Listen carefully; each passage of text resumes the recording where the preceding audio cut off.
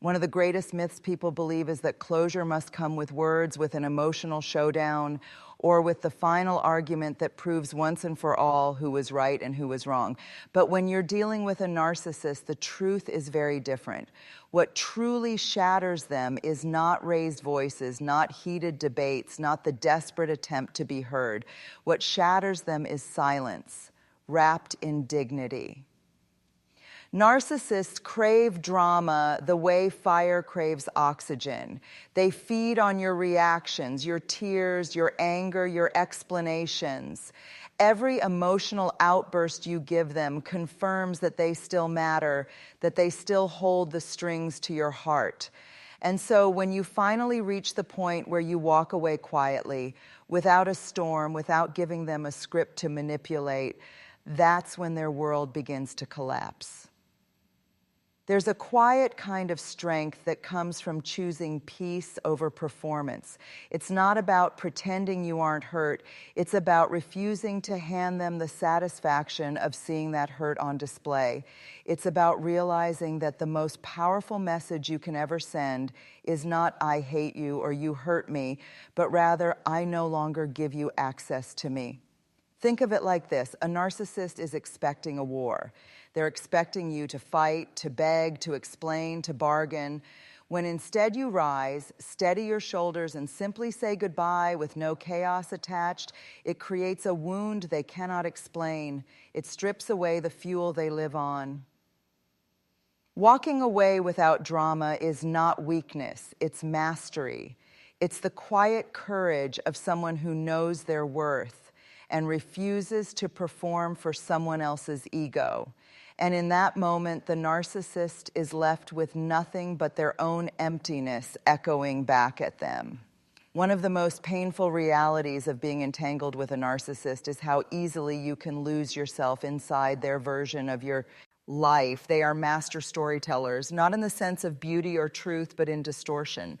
They twist events, rewrite memories, and recast themselves as the hero while placing you in the role of the villain, the fool, or the weak one who could never stand without them.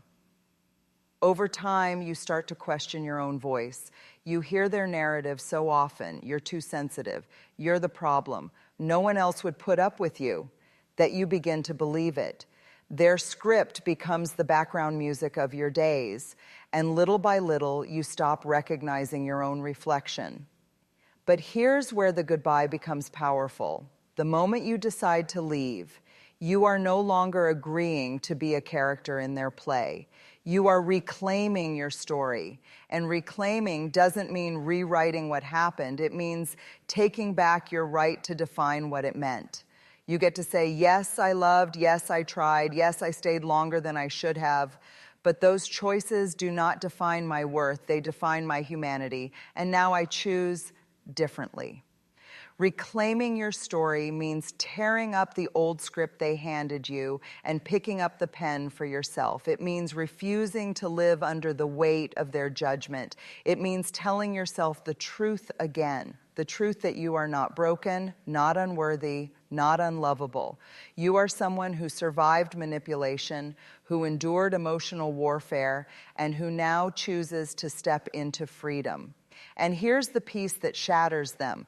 Narcissists depend on you staying trapped in their version of events. They need you to carry the guilt, the shame, the false responsibility. But when you walk away and begin rewriting your story, choosing healing, choosing wholeness, choosing to see yourself clearly again, they lose the one thing they never wanted to give up: control over your identity. Your goodbye is more than an ending. It's the beginning of aught. Horseship. You're not erasing the past, but you're refusing to let them hold the pen anymore. And that moment, when you reclaim your story, is the moment you step into a freedom they can't touch. If there is one thing a narcissist despises more than being ignored, it's being told no. Boundaries are the language of self-respect, and for someone who thrives on control, they are the ultimate insult. To a narcissist, boundaries sound like rejection, like a locked door they can't kick down, like proof that they are no longer in charge. For so long, you may have lived without solid boundaries because every time you tried to draw a line, it was trampled. They made you feel guilty for needing space, selfish for wanting privacy, or ungrateful for asking for respect. So you adjusted. You made yourself smaller, quieter, easier. You convinced yourself that peace meant giving in. But the truth is, peace without boundaries is not peace, it's submission. And when you finally reach the moment of goodbye, the deepest power isn't just in leaving, it's in leaving with boundaries so firm they cannot be manipulated, bent, or negotiated. A boundary is not a wall to keep the world out, it's a doorway that you choose who to let in.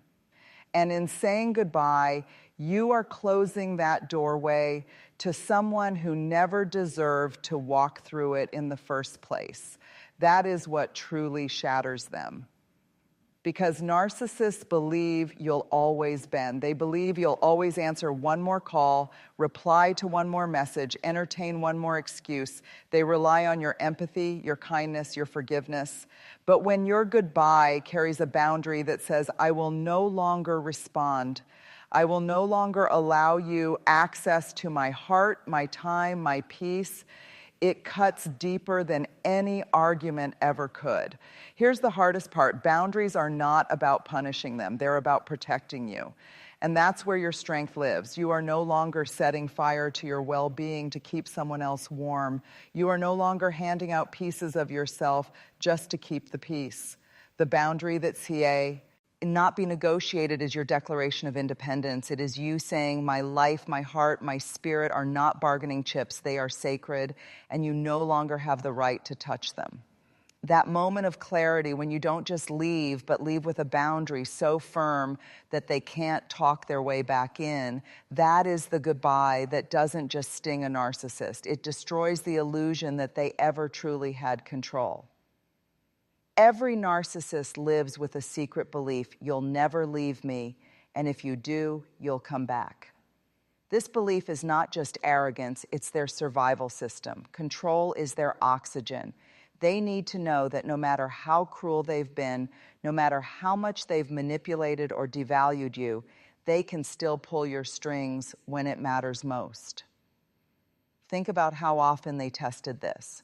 Disappearing for days just to see if you'd panic, ignoring your needs until you begged for attention, withholding affection so you'd work harder to earn it. Every cruel tactic was a way to reinforce their illusion that they had you locked in their grip. And for a long time, maybe you did play along, not because you were weak, but because you were human, longing for love, for peace, for things to finally change. But when the day comes that you no longer beg, no longer wait, no longer bend, when you simply say goodbye and mean it, that illusion of control collapses like a house of cards. For them, this is more than rejection, it's an earthquake. They believed they were the puppet master, pulling the strings, and suddenly the strings are cut. You're no longer performing, you're no longer available, you're no longer under their spell. And the silence that follows that goodbye is unbearable for them because it forces them to face the truth they've avoided their entire lives. Without control, they are nothing. Here's the beautiful part. When you walk away, you're not just breaking free from them, you're breaking free from the story they told about you. Their illusion of control depended on you believing you couldn't survive without them. One of the cruelest tricks a narcissist plays is convincing you that your value depends on their approval. From the beginning, they trained you to crave their praise. A compliment from them felt like sunshine after weeks of rain, and their silence felt like a storm you had to endure. Little by little, you learned to measure your worth through their eyes. But here's the heartbreaking part. Their approval was never real. It was conditional, temporary, and always tied to control. They praised you when you served their image. They punished you when you stood in your truth. It wasn't love, it was leverage. And you lived on the edge of that approval, hoping that if you gave more, tried harder, or became smaller, you'd finally earn consistency. The goodbye that shatters a narcissist comes when you no longer seek their approval, when you decide that your self-worth is not a currency for someone else to spend. It's the moment you realize, I don't need them to see me to know that I exist. I don't need them to value me to know that I am valuable. That shift is monumental because for the first time you stop performing. You stop auditioning for love that should have been unconditional. You stop bending your soul into shapes just to fit into their fragile ego. Instead, you stand tall, look yourself in the mirror and say, I am enough as I am right now, and I will not trade that truth for scraps of attention. When you choose self-worth over approval, you starve the narcissist of the one thing they relied on most, your dependency. They can no longer dangle affection like a prize because you've stopped playing the game. They can no longer shame you into submission because you've stepped out of the arena entirely. And here's the deeper beauty. When you choose self-worth, your goodbye becomes more than an ending. It becomes a revolution. You're not just walking away from them, or walking toward yourself. You're choosing peace over performance, authenticity over approval, and freedom over fear.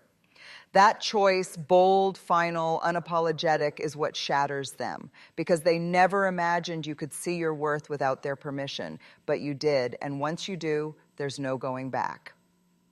After the goodbye comes the part that many people underestimate, the silence.